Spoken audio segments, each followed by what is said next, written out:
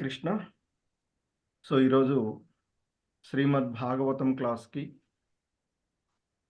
శ్రీ శ్రీ రాధా గోవింద ఆలయము మంగళూరు కర్ణాటక తరఫున మీ అందరికీ స్వాగతం తెలియచేస్తూ ఉన్నాము. సో ఈ క్రమంలో మనము శ్రీమద్ భాగవతము 3వ స్కందము 23వ అధ్యాయములో ఉన్నాము. సో ఇప్పటి వరకు 52 శ్లోకాలను పూర్తి చేసుకొని ఈరోజు మరికొన్ని శ్లోకాలను అవగాహనం చేసుకోవడానికి ప్రయత్నం చేద్దాము. ఓం నమో భగవతే వాసుదేవాయ. ఓం నమో భగవతే వాసుదేవాయ. ఓం నమో భగవతే వాసుదేవాయ. ఓం నమో భగవతే వాసుదేవాయ. ఓం నమో భగవతే వాసుదేవాయ. ఓం నమో భగవతే వాసుదేవాయ. నారాయణం నమస్కృత్య నరం చైవ నరోత్తమం. నారాయణం నమస్కృత్య నరం చైవ నరోత్తమం.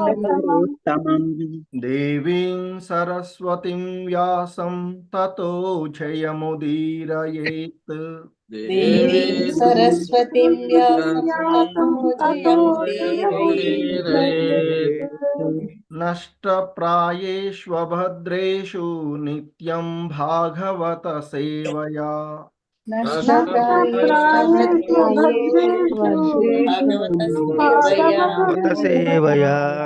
భగవతి ఉత్తమ శ్లోకే భక్తిర్భవతి నైష్టికీ. భగవతి ఉత్తమ శ్లోకే భక్తిర్భవతి నైష్టికీ. హరే కృష్ణ.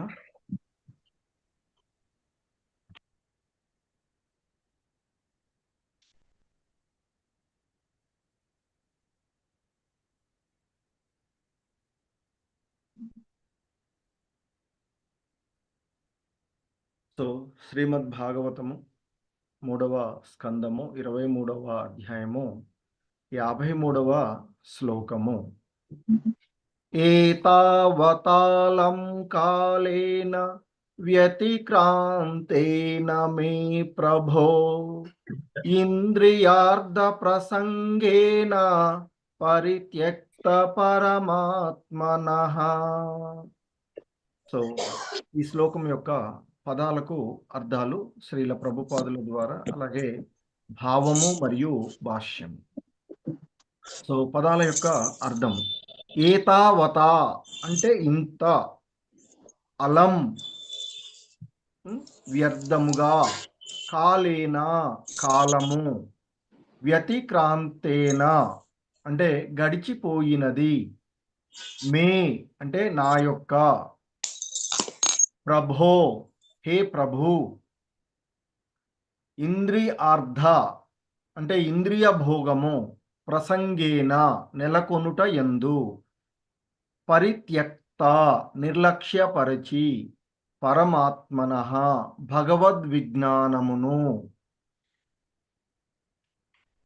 సో భావము, భగవద్విజ్ఞానమును ఉపేక్షించుచు అంటే ఆ భగవద్విజ్ఞానమును నిర్లక్ష్యపరచి, ఇంద్రియ భోగమునందే ఇంతవరకు నా కాలమును వ్యర్థము కావించి తిని అంటూ ఆ దేహహూతి తన భర్త అయినటువంటి కర్దముడితో పలుకుతూ ఉన్నటువంటి విషయాన్ని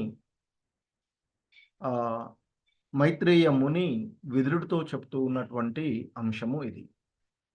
సో ఇక శ్రీల ప్రభుపాదుల వారి యొక్క భాష్యము. జంతువుల వలె ఇంద్రియ భోగ కర్మలయందు వృధా చేయుటకై మానవ జీవితము ఉద్దేశించబడలేదు.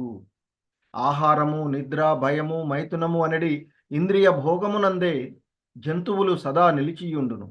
కానీ భౌతిక దేహము కలిగి యున్నందున నియమితమగు ఇంద్రియ భోగము అవసరమే అయినను అది ఏ మానవుని యొక్క కార్యము కారాదు. కనుకనే దేహహూతి తన భర్తతో ఇట్లు పలికినది, ఇంతవరకు మనకి కుమార్తెలు కలిగి ఉన్నారు. విశ్వమంతటను ప్రయాణించుచు విమాన సౌధమున మనము జీవితమును అనుభవించితిమి. ఆ వరములన్నీయును మీ కరుణ చేతనే లభించినను అవన్నీయు ఇంద్రియ భోగపరములై ఉన్నవి. ఇక ఇప్పుడు నా ఆధ్యాత్మిక పురోగతికై ఏదేని ఉండవలెను అంటూ ఆ దేహహుతి చెప్పినటువంటి అంశాన్ని ఇక్కడ శ్రీల ప్రభుపాదుల వారు భాష్యం ద్వారా తెలియచేసినటువంటిది. అలాగే ఇంకా ఆ మైత్రేయ ముని కంటిన్యూ చేస్తూ అంటే దేహహుతి అన్నటువంటి విషయాలను ఇంకా చెప్తూ ఉన్నటువంటి ఇంద్రియార్థేషు సజ్జన్త్వా ప్రసంగస్త్వేయి మే కృతః అజానంత్య పరం భావం తతాప్యస్త్వ భయాయ మే. సో ఇంకా ఆ పదాల యొక్క అర్థాలు. ఇంద్రియ అర్ధేషు అంటే ఇంద్రియ భోగమునకు, ఆ ఇంద్రియ విషయాలకు, ఇంద్రియార్థ విషయాలకు, సజ్జంత్యా ఆసక్తనై, ప్రసంగ అనురాగము, త్వయి మీ ఎడ, మే అంటే నాచే, కృత వనరింపబడినది, అజానంత్యా తెలియకుండానే, పరంభావం మీ దివ్యస్థితి, తథా అపి అయినను, అస్తు సిద్ధించు గాక, అభయాయ సో అభయత్వము, మే అంటే నాకు, సో భావము. ఇంద్రియార్థములందు రక్తనై ఉండి మీ దివ్యస్థితి నెరుగకనే మిమ్ము ప్రేమించియుంటిని. అయినను మీ ఎడ నేను వృద్ధి కావించుకొనిన అనురాగము నాకు అభయము నొసగుగాక. సో దేహహుతి ఇంకా అంటూ ఉన్నటువంటి విషయం, ఇంద్రియార్థ విషయాలకై అనురక్తునై ఉండి మీ యొక్క దివ్యమైనటువంటి స్థితిని నేను తెలుసుకోలేకుండా మిమ్మల్ని ఇంద్రియార్థ విషయమై ఇప్పటి వరకు ప్రేమించి ఉన్నాను. అయినా నాకు మీ ఎడ వృద్ధి కావించబడినటువంటి ఆ అనురాగమే నాకు అభయాన్ని వసగుగాక అంటూ ఆమె ఇంకా ఆ కర్దమముని వేడుకుంటూ ఉన్నటువంటి అంశం. శ్రీల ప్రభుపాదుల వారి యొక్క భాష్యము. దేహహుతి తన స్థితి ఎడ శోకించుచున్నది. స్త్రీగా ఆమె ఎవరినో ఒకరిని ప్రేమించవలసినదే. ఆ విధంగా ఆమె కర్దమ మునిని ప్రేమించినది. కానీ అతని ఆధ్యాత్మికోన్నతిని ఎరుగకనే ఆమె అట్లు కావించెను. కర్దమ ముని దేహహుతి హృదయమును ఎరుగగలిగెను. స్త్రీలందరూ సాధారణంగా భౌతిక సుఖమును కోరియుందురు. భౌతిక సౌఖ్యము పట్లనే దాదాపు మృగ్గియున్న కారణమున వారు అల్పజ్ఞులని పిలువబడుదురు. తన భర్త అతి శ్రేష్టమగు భౌతిక సౌఖ్యమును తనకు వసగియున్న విషయము సత్యమే అయినను అతడు ఆధ్యాత్మిక అనుభూతి యందు అగ్రేసురుడని తాను ఎరగజాలనందున దేహహుతి శోకించుచున్నది. భర్త మహిమను తానెరగజాలకున్నను అతనినే ఆశ్రయించియున్న కారణమున భౌతిక బంధము నుండి తాను విముక్తి నొందవలెనని ఆమె అభ్యర్థించెను. మహాత్మునితో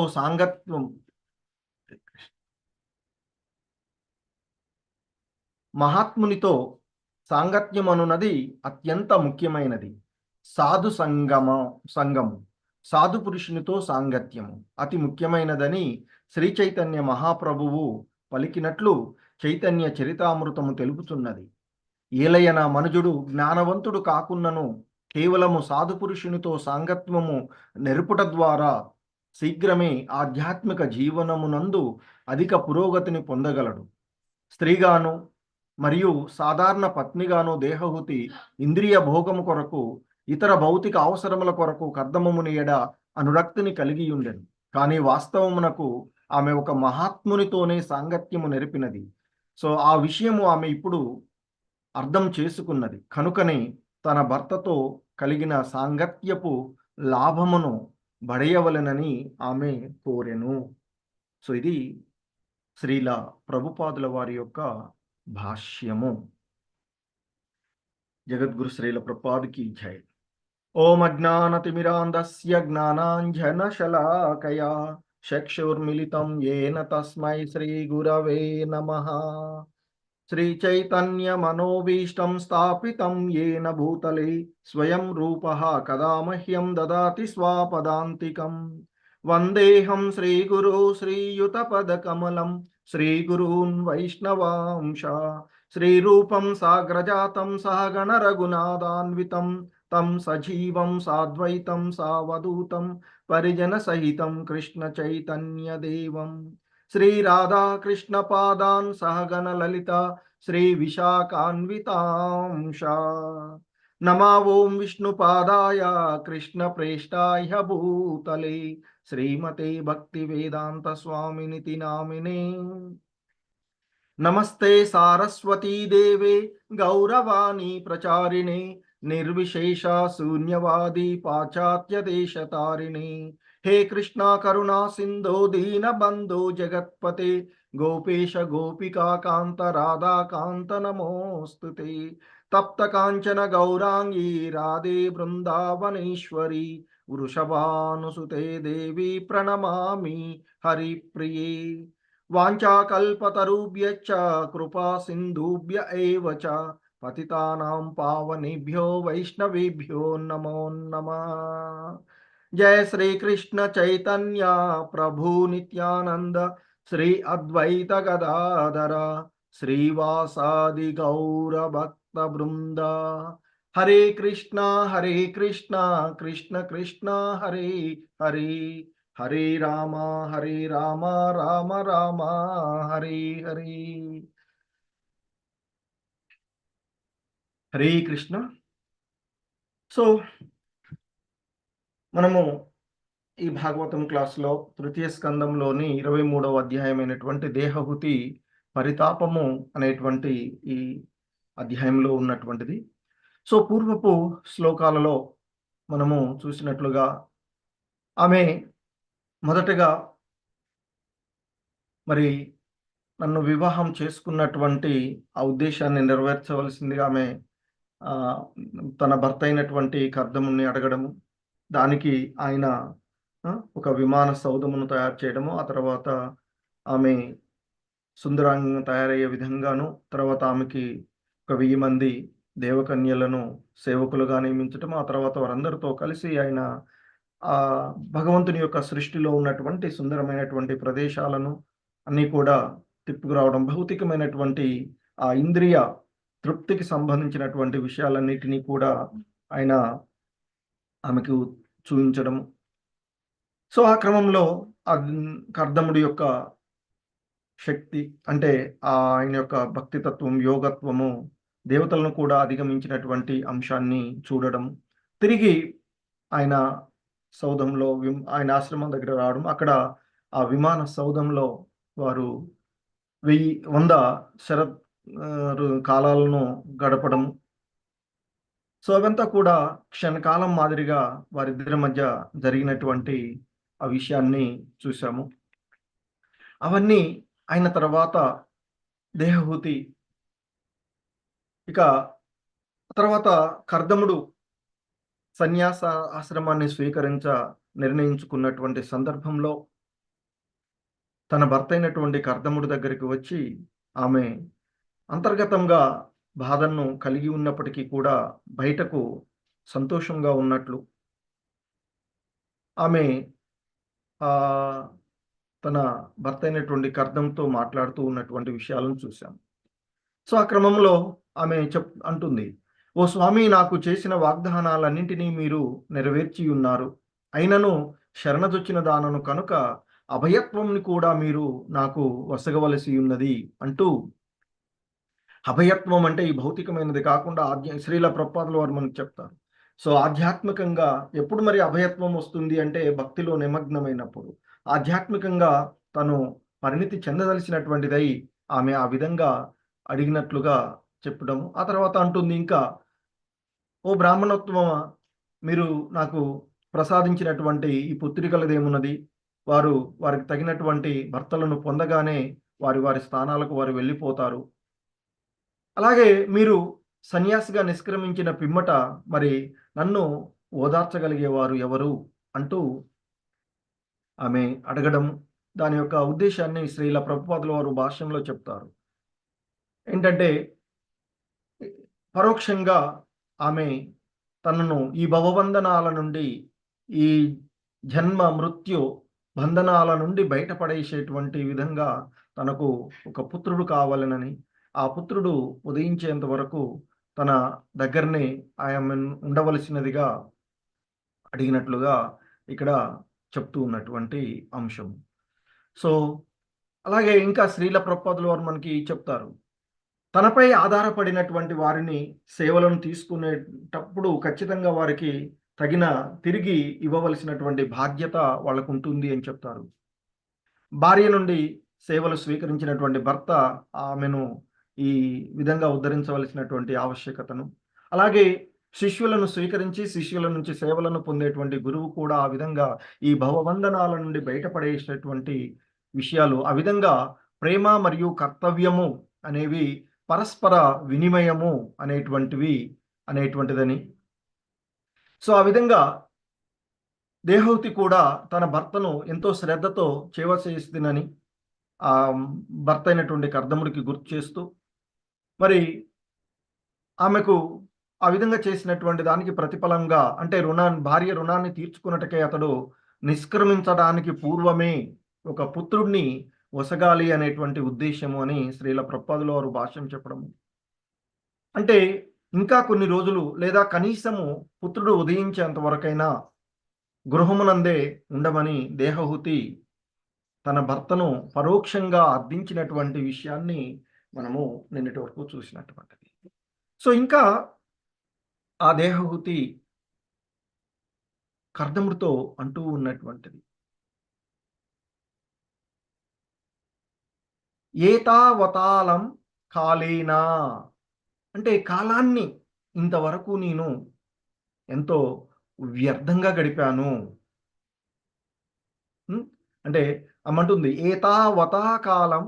వతాళం కాలేన వ్యతిక్రాంతే, అంటే వ్యతిక్రాంతేన అంటే అయిపోయింది, గడిచిపోయింది. ఎలా అంటే ఈ కాలం అంతా కూడా వ్యర్థంగా గడిచిపోయింది.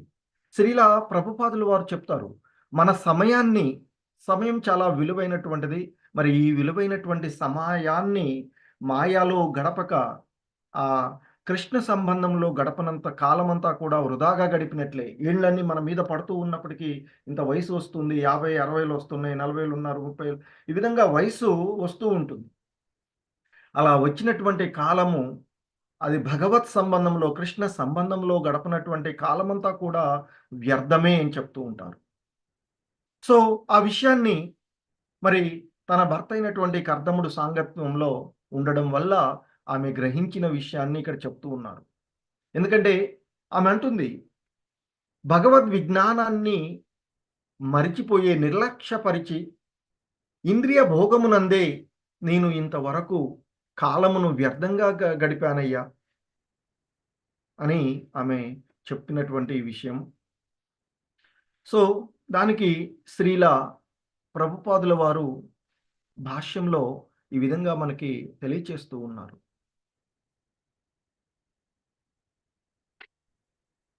సో మనము ఇంతకుముందు చాలాసార్లు శ్రీల ప్రభుపాదుల వారు భాష్యాల్లో చెప్తూ ఉంటారు, ఆహారము, నిద్ర, భయము, మైథునము అన్ని జీవులకు సామాన్యంగా అందరికీ కూడా కామన్గా ఉండేటువంటి విషయాలే. ఆహారము, నిద్ర, భయము, మైథునము అనేటువంటి ఆ ఇంద్రియ భోగాలు అనేటువంటివి అన్ని జీవులకు కామన్గా ఉండేటువంటి విషయాలు. మరి ఈ జంతువుల వలె ఇంద్రియ భోగ కర్మలయందు వృధా చేయుటకై మానవ జీవిత ఉద్దేశించబడలేదు అని చెప్తారు. ఎందుకంటే ఈ సృష్టిలో 84 లక్షల జీవజాతులలో ఉన్నట్లయితే వాటిలో మానవ జన్మ అత్యున్నతమైనది అని చెప్తారు. ఎందుకంటే మరి అటు జంతువులకు మనకు, జంతువులు కూడా ఆహారాన్ని స్వీకరిస్తాయి, నిద్రపోతూ ఉంటాయి, భయపడుతూ ఉంటాయి, ఈ జీవితం ఏమవుతుందో ఏంటి అనేది. అలాగే మైథునం గడిపేటువంటి కామన్గా ఉంటుంది. కానీ మరి మానవ జీవితం, సో చీమను తీసుకొచ్చేసి మనం ఇక్కడ కూర్చోబెట్టి నీతులు చెప్పామనుకోండి, దానికి ఎక్కదు. ఒక కుక్కకి చెప్తూ ఉన్నాం అనుకోండి, ఎక్కదు. ఒక పిల్లికి, నక్కకి, దేనికి చెప్పినా అవి ఈ విచక్షణ జ్ఞానం వాటిలో ఉండదు. కానీ ఇక్కడ చెప్తూ ఉన్నారు, జంతువుల వలె ఇంద్రియ భోగ కర్మల యందే సమయాన్ని వృధా చేయడము మానవ జీవిత ఉద్దేశ్యం కాదు. మనకి శ్రీల రూప గోస్వాముల వారు చెప్తారు, మానవ జీవిత ఉద్దేశ్యం ఆ భగవంతుణ్ణి నిరంతరము స్మరించుట, ఎప్పుడూ విస్మరించకుండా ఉండడం. అది మానవ జీవితం యొక్క ఉద్దేశ్యం. అందుకే ఇక్కడ చెప్తున్నారు, జంతువుల వలె ఇంద్రియ భోగ కర్మల యందు సమయాన్ని వృధా చేయడము కోసం మానవ జీవితము ఉద్దేశించబడలేదు. ఎందుకంటే ఈ మానవ జన్మ రావాలి అంటే సాధారణంగా ఎన్నెన్నో జన్మల తర్వాత ఇది లభిస్తుంది. కోటాను కోట్లు మనం మన యొక్క చైతన్య స్థితిని అనుసరించి వస్తుంది అని చెప్తారు. ఆ విధంగా వచ్చినటువంటి ఈ జన్మను వృధా చేసుకోకూడదు అని చెప్తారు శ్రీల ప్రభుపాదుల వారు. ఒకవేళ ఎవరైనా కృష్ణ చైతన్యంలో, కృష్ణ భగవాన్ని సంబంధంలో లేకుండా ఈ జీవితాన్ని మానవ జన్మ గడిపినట్లయితే అది జంతువుకి మనకు తేడా లేకుండా పోతున్నటువంటి విషయాన్ని చెప్తున్నారు. చెప్తూ అట్ ద సేమ్ టైం ఆయన చెప్తున్నారు, మనకి భౌతిక దేహము కలిగి ఉన్నందువలన ఈ ఆత్మ ఈ నశించిపోయేటువంటి భౌతికమైనటువంటి, క్షీణించిపోయేటువంటి, మార్పు చెందేటువంటి, అశాశ్వతమైనటువంటి ఈ దేహాన్ని పొందినటువంటి కారణమున కొన్ని ఇంద్రియ భోగములు అవసరమే. ఎందుకంటే ఈ భౌతికమైనటువంటి దేహాన్ని ధరించాం కాబట్టి ఆ దేహాన్ని, అందుకే భగవద్గీతలో మనకు 3వ అధ్యాయంలో కర్మయోగంలో చెప్తారు, తన దేహాన్నైనా పోషించుకోవడానికి మనిషి కర్మలు చెయ్యాలి. కర్మలను త్యజించడము, పూర్తిగా త్యజించడము ఎవరికి సాధ్యం కాదు అని చెప్తారు. భగవంతుడే చెప్పినటువంటి అంశం. మరి ఈ భౌతిక దేహము కలిగి ఉన్నందున నియమితమైనటువంటి ఇంద్రియ భోగం అవసరమే. అయినను అది మానవుని యొక్క కార్యము కారాదు. ఈ జీవనంలో ఆ విధంగా గడపడానికి ఆ ఇంద్రియ భోగాలు కొన్ని అవసరమవుతూ ఉంటాయి. సో ఇప్పుడు చెప్పినట్లుగా జీవుల యొక్క వృద్ధి, సత్సంతానం వృద్ధికి మైథునం అవసరం అవుతుంది. అంత మాత్రాన అదే ఇది కాదు అనేటువంటి చెప్పబడినటువంటిది. సో కాబట్టి దేహవతి తన భర్తతో చెప్పినటువంటి అంశం, మనకి కుమార్తెలు ఉన్నారు, తర్వాత నువ్వు ఇచ్చినటువంటి భౌతికమైనటువంటి సంపదలు ఉన్నాయి. ఆ సంపదల విమాన సౌధం ద్వారా విశ్వమంతటా ప్రయాణించి చేసేటువంటి సౌధం ద్వారా నేను అనుభవించాను. ఇవన్నీ కూడా మీ యొక్క కరుణ వల్ల, మీకు నేను చేసినటువంటి సేవలు నాకు లభించినవే. అవన్నీ కూడా ఇంద్రియ భోగపరములై ఉన్నవి. అవన్నీ కూడా తాత్కాలికములైనటువంటి ఆనందాలే. సో మీ యొక్క సాంగత్యం వలన ఇప్పుడు నేను నా యొక్క ఆధ్యాత్మిక పురోగతికై ఏదేని ఉండవలెను కదా నాకు.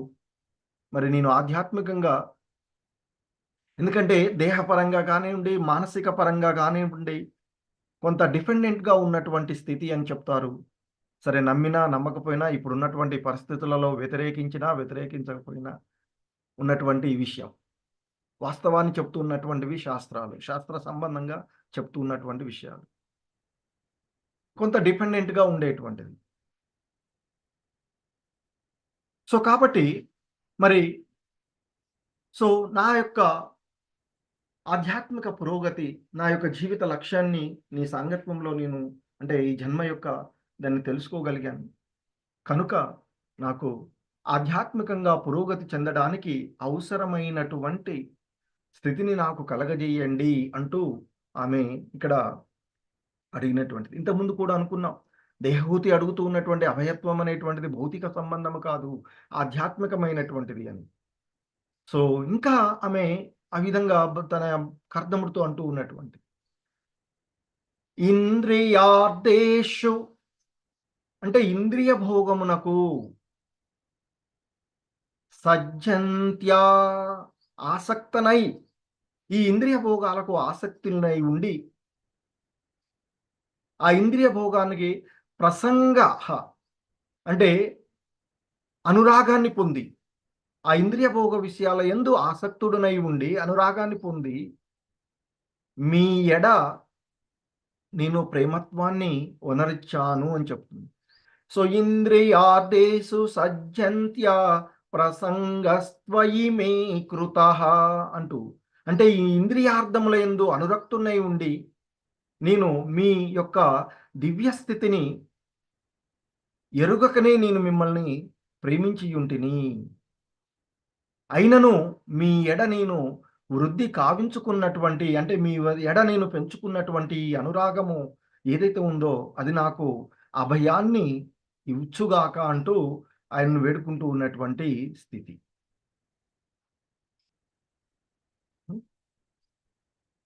సో కాబట్టి ఆమె ఆ విధంగా, అంటే దేహహుతి శ్రీల ప్రభుపాదులు వారు చెప్తున్నారు, జగద్గురు శ్రీల ప్రభుపాద్ కీ జై. సో ఆయన ఇక్కడ దేహహుతి తన యొక్క స్థితి ఎడ శోకించుచున్నది. అంటే ఇప్పటి వరకు తాను ఈ కాలాన్ని ఇంతకుముందు చెప్పుకున్నట్లుగా కాలము కృష్ణ సంబంధంలో తప్ప గడిపిన కాలమంతా కూడా వ్యర్థము, అది మాయలో గడిపినటువంటి కాలము అని చెప్తారు. సో దేహహుతి ఇప్పుడు తన యొక్క వాస్తవికమైనటువంటి స్థితిని, తన మానవ జన్మ యొక్క ఉద్దేశాన్ని ఎరిగినదై తాను గడిపినటువంటి వృధా చేసినటువంటి సమయాన్ని గురించి, కాలానికి ఆమె చింతించుచున్నది అని చెప్తున్నారు. అంతేకాకుండా స్త్రీగా ఆమె ఎవరినో ఒకరిని ప్రేమించవలన, అంటే ఎవరినో ఒకరిని ఆధారపడి ఉండవలసినటువంటి, వివాహానికి ముందు తల్లిదండ్రుల పైన, తండ్రి పైన, వివాహం తర్వాత భర్త, వృద్ధాప్యంలో పుత్రులపైన అనేటువంటిది మనకున్నటువంటి సాంఘిక కట్టుబాట్ల ప్రకారంగా ఉన్నటువంటి అంశం. సో ఆ క్రమంలోనే వివాహం అనంతరము ఆమె కర్దమ మునిని ఆశ్రయించినది. కానీ ఆ ఆశ్రయించినటువంటి విధానంలో ఆమె అడిగింది కదా, సో మీరు వివాహం సమయంలో నాకు చెప్పినటువంటి విషయాన్ని గుర్తు చేస్తూ అడిగినందుకు ఆయన ఆ విధమైనటువంటి భౌతిక సౌకర్యాలన్నీ ఏర్పాటు చేశాడు. సో అందుకే అంటుంది, కానీ అతని ఆధ్యాత్మిక ఉన్నతిని తెలుసుకోకుండా ఆమె ఆ విధంగా కర్దమ ముని ఎడ అనురాగాన్ని పెంచుకొని ఆ విధమైనటువంటి భౌతికమైనటువంటి ఆనందాలను ఆమె అనుభవించింది అని చెప్తున్నారు. కానీ కర్దముని దేహహుతి హృదయమును తెలుసుకోగలిగినటువంటి వాడు కనుకనే స్త్రీలందరూ సాధారణంగా భౌతిక సుఖమనే కోరుకుందురు అని, భౌతిక సౌఖ్యము పట్ల దాదాపు మృగ్గియున్న కారణమున వారు అల్పజ్ఞులు అని పిలువబడుదురు అంటూ చెప్తున్నారు శ్రీల ప్రభుపాదులు. తన భర్త అతి శ్రేష్టమగు భౌతిక సౌఖ్యమును తనకు వసగియున్న విషయము సత్యమే అయినను అతడు ఆధ్యాత్మిక అనుభూతి యందు అగ్రేసురుడని తాను ఎరుగజాలనందులకు దేహహుతి శోకించుచున్నది. ఎప్పుడైతే తను సన్యాస ఆశ్రమాన్ని, అంటే ఆధ్యాత్మిక విషయాల వైపుకి కర్దముడు నిర్ణయం తీసుకున్నాడో ఆ స్థితిలో ఆమె వాస్తవాన్ని గ్రహించినది అనేటువంటి విషయాన్ని చెప్తూ ఉన్నారు. సో ఆధ్యాత్మికంగా, ఎందుకంటే ఆయన ఆ యోగ బలంలోను భక్తి ద్వారా ఆ విధమైనటువంటి విభూతులను అతడు పొందగలిగాడు. సో ఆ విధమైనటువంటి ఆధ్యాత్మికమైనటువంటి అనుభవం మందు ఆయన అగ్రేసురుడు అనేటువంటి విషయాన్ని ఆమె మరిచి ఆ మాయలో పనిచేసినటువంటి కారణంన సో ఆ మహిమను ఆయన ఎరగజాలకున్నాడు అనేటువంటి విషయాన్ని, సో ఆయన్ని ఆశ్రయించి ఉన్నటువంటి కారణమున భౌతిక బంధనము నుండి తాను విముక్తి పొందవలెనని ఆమె కోరుకుంటూ ఉన్నది అని చెప్తూ ఉన్నారు. మరి ఇక్కడ మహాత్ముని సాంగత్యం అనున్నది అత్యంత ముఖ్యమైనది అనేటువంటి విషయం చెప్తున్నారు. సో అంతకుముందు భగవద్గీతలో కూడా చెప్తారు, ఈ సాధారణ జనులందరూ కూడా మహాత్ముని అడుగుజాడల్లోనే నడుస్తూ ఉంటారు, వారు ఇచ్చినటువంటి విషయాల్లోనే నడుస్తూ ఉంటారు. కాబట్టి ఓ అర్జున, మరి నీవు కూడా ఒక శ్రేష్ఠుడుగా, ఒక గొప్ప విలువిద్యాకారుడిగా యుద్ధాన్ని వదిలివేసినట్లయితే మిగతా వాళ్ళంతా రాజులు కూడా యుద్ధాన్ని ఆపివేస్తారయ్యా అంటూ తాను యుద్ధం చేయవలసినటువంటి ఆవశ్యకతను ఒక పాయింట్గా చెప్తారు అక్కడ. సో మరి ఈ మహాత్ముని సాంగత్యం అనేటువంటిది అత్యంత ముఖ్యమైనది అని, సాధు సంఘము అంటే ఆ సాధు పురుషునితో సాంగత్యము అతి ముఖ్యమైనదని చిరి చైతన్య మహాప్రభువులు చైతన్య చరితామృతంలో తెలిపినటువంటి విషయాన్ని ఇక్కడ గుర్తు చేస్తున్నారు. ఎందుకంటే మానవుడు జ్ఞానవంతుడు కాకున్నను అతడు సాధు పురుషునితో సాంగత్యము నెరుపుట ద్వారా శీఘ్రమే ఆధ్యాత్మిక జీవనమునందు అధిక పురోగతిని అతడు పొందగలుగుతాడు అనేటువంటి విషయాన్ని చెప్తూ ఉన్నారు. ఒక్కోసారి స్వతహాగా మనకి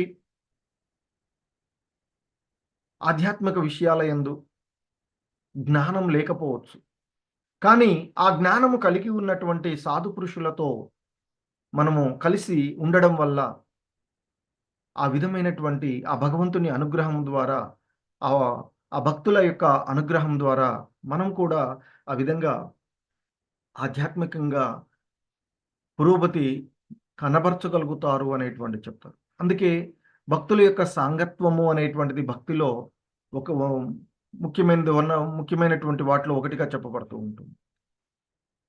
కాబట్టి మరి ఇక్కడ స్త్రీగాను, సాధారణమైనటువంటి ఒక భార్యగాను దేహహుతి ఇంద్రియ భోగం కొరకు, ఇతర భౌతిక అవసరముల కొరకు కర్దమముని ఎడ అనురక్తిని కలిగి ఉండెను. ఇప్పటి వరకు ఆ విధంగా ఉన్నది.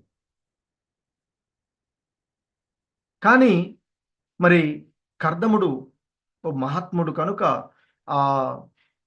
ఆ విధమైనటువంటి అవసరాలతోనైనా ఆమె మహాత్ముని యొక్క సాంగత్యాన్ని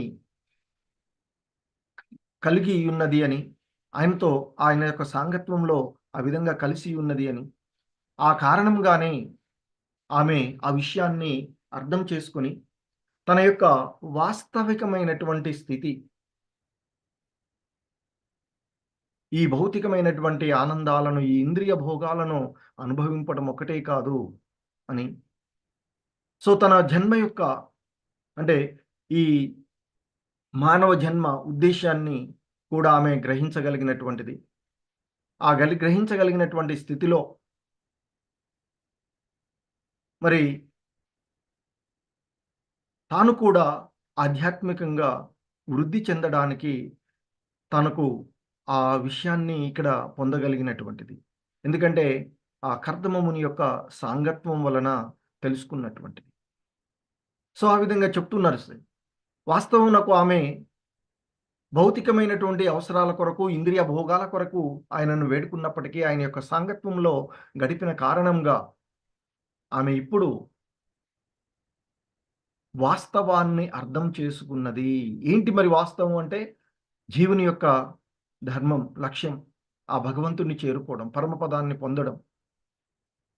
మరి ఏంటి సేవ అంటే భగవంతుని సేవలో నిమగ్నమై ఉండడం, భగవంతునికి సేవ చేయడమే భక్తి, ఆధ్యాత్మికమైన విషయం. సో ఆ విషయం ఇప్పుడు ఆమెకి అర్థమైందని, కాబట్టే ఆమె తన భర్తతో కలిగిన ఆ సాంగత్యపు లాభాన్ని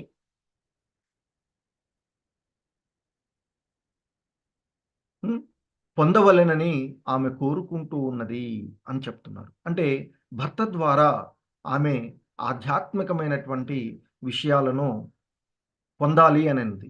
ఎలాగో భర్త ఆశ్రమానికి అంటే సన్యాస ఆశ్రమం తీసుకోవడానికి నిర్ణయించుకున్నారు కనుక భర్త ద్వారా పొందినటువంటి పుత్రుడు ద్వారానైనా ఆ విధమైనటువంటి ఆధ్యాత్మిక వృద్ధి తాను కోరుకుంటూ ఉన్నటువంటి స్థితి.